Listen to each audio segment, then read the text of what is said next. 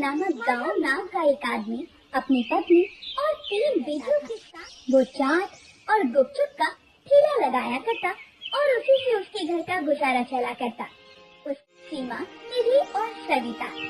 सविता सबसे छोटी थी और की सबसे लाडली थी। वैसे तो सविता बहुत समझदार और बहुत बुद्धि, घर के कामों में अपनी माँ की मदद भी किया करती थी, परंतु सविता की दोनों बड़ी बहनें उसे हमेशा ही सावले होने का ताना दिया करती थी।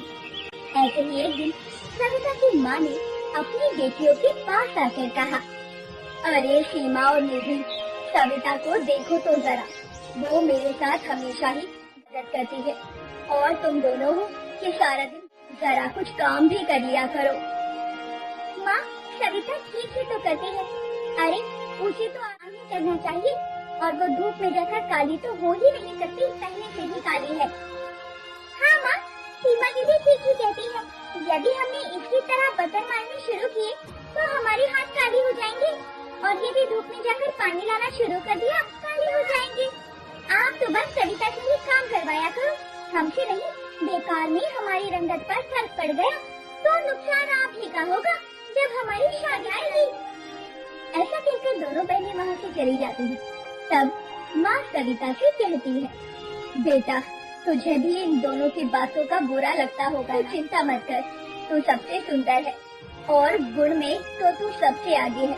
और देखना, एक दिन इन दोनों को भी इस बात का एहसास हो जाएगा और तब ये अपनी गलती पर पछताएंगी बैठकर। हाँ माँ, मैं जानती हूँ, मैं अपनी दोनों बहनों की बातों का बुरा नहीं मानती हूँ। और माँ, वैसे भी मुझे घर के कामों में आपकी मदद करने से बहुत खुशी मिलती है, इसीलिए मैं आपके साथ काम करवाती हूँ। और ठीक ही तो कहती है वो दोनों, वो गोरी है, अगर धूप में जाएंगी तो काली हो जाएंगी। वैसे भी तू ही कह रही थी ना कि तुझे इन दोनों की शादी करनी है, तो माँ तुम भी इन दोनों की बातों को दिल से मत लगाया करो। और चलो अब हम काम खत्म कर लेते हैं, वरना जैसे जैसे दोपहरी बढ़ेगी काम करना मुश्किल हो जाएगा। और इस तरह सविता कभी भी अपनी दोनों बहनों की बातों पर ध्यान नहीं देती थी और हमेशा अपनी माँ के साथ कामों में लगी रहती। ऐसे ही सब कुछ ठीक चल रहा था। उसका सबसे एक्सीडेंट हो जाता और उसकी मौत की खबर सुनकर उसकी पत्नी के सर पर दुखों का आसमान टूट पड़ता है। नहीं नहीं, आप हमें छोड़कर नहीं जा सकते, यही आपका है।